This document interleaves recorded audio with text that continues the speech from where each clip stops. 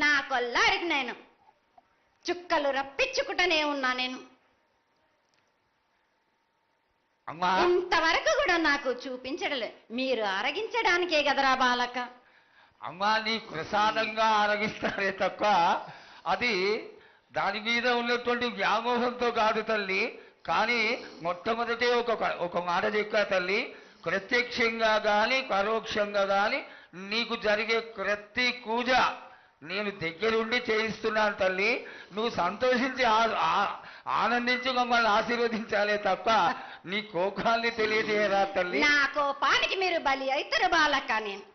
నేను కోపం చూపించడలేదు, నేను కోరుకుంటున్నాను. నా బాల బాలికలందరినీ కాదు, మీ అందరినీ కూడా నేను నా కడుపులో పెట్టి కాపాడుకుంటున్నాను. కానీ నేను ఇంత చుక్కలు రప్పించుకున్నా కానీ నాకు సక్రమంగా నాకు పూజలు జరిపించండి బాలక. నేను వేడుకునేదే కాదు, నేను ఆజ్ఞ చేసిందంటే, నేను నా కన్ను ఎర్ర చేసిందంటే మీరు మాత్రం రక్తం గక్కుచోని చేస్తారు. అమ్మా అది వద్దు తల్లి, మాకు వద్దు. కాబట్టి నీకు శాంతి ఎల్లవేళలా ఏ విధాలుగా ఎంత చేయాలో అంతా చేస్తున్నాం.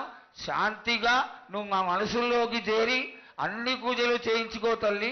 అదేవిధంగా ఈరోజు మన దేశంలో విచిత్రంగా మరణాలు ఎక్కువైపోయినాయి. అగ్ని ప్రమాదాలు, అలాగే తెలియకుండా మనుషులు కొట్టుకొని చచ్చిపోవడం, అనవసరమైనటువంటి రీతిలో మనుషులని చంపేయడం, ఇది ఎంతవరకు సబమైనటువంటి విషయం తల్లి. ఈ యొక్క పరిణామాలకి నా ఉద్దేశం నీ యొక్క పాత్ర కూడా కొద్దిగా ఉన్నదేమో. ఎందువల్లంటే పుట్టించేది, జీవించేది, మరణించేది అన్నిటికీ కారణమైనటువంటి నువ్వు, నీ ఆశీర్వాద బలం మా పైన తక్కువయ్యి మాలో ఈ విధమైనటువంటి మరణాలు సంభవిస్తున్నాయి. ఇవి జరగకుండా నువ్వు మళ్ళా ఉత్తరోత్తర ఈ విధమైనటువంటి ప్రమాదాలు జరగకుండా కాపాడాలని ఆశీర్వదించాలని వేడుకుంటున్నాం. నాది మాత్రం కొద్దిగా ఉంటుందని అనుకుంటున్నారు, కానీ తప్పకుండా ఉంటుంది బాల. కానీ కాలం తీరిందంటే తప్పనిసరిగా ఎవరేది అనుభవించాలో అది తప్పనిసరిగా అనుభవిస్తారు బాలక. నేను మాత్రం దానికి అడ్డురాను బాలక. నా అయ్య చెప్పిందైనా కానీ తప్పనిసరిగా పాటించాలి అని. కానీ మీరు కూడా నాకు సంతోషపెట్టడమేగా, సక్రమంగా పూజలు జరిపించండి, కొద్దిగైనా నాకు రక్తం చూపించండి. ఇది వరకు నేను చేసిందంతా మీరు సంతోషంగానే అందుకుంటున్నాను. కానీ మీరు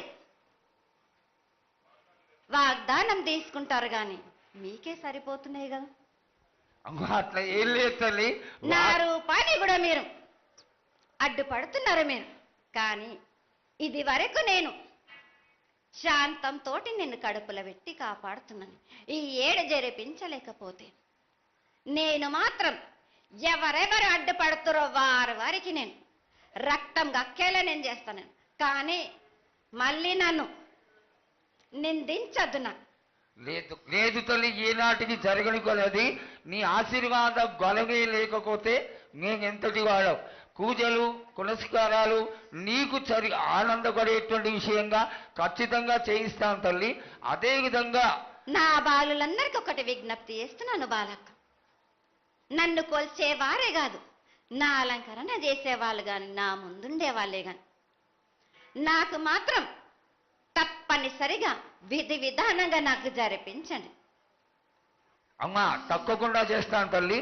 అదేవిధంగా గ్రామ పెద్దలు, నగర పెద్దలు, కౌరులు, భక్తులు అందరూ నీకు ఎంతో ఘనంగా ఈ 3 సంవత్సరాల కంటే కూడా 100 రెట్లు ఎక్కువగా భక్తజన సందోహాన్ని ఆలయానికి వచ్చి ఎంతో గొప్పగా పూజలు చేశారు.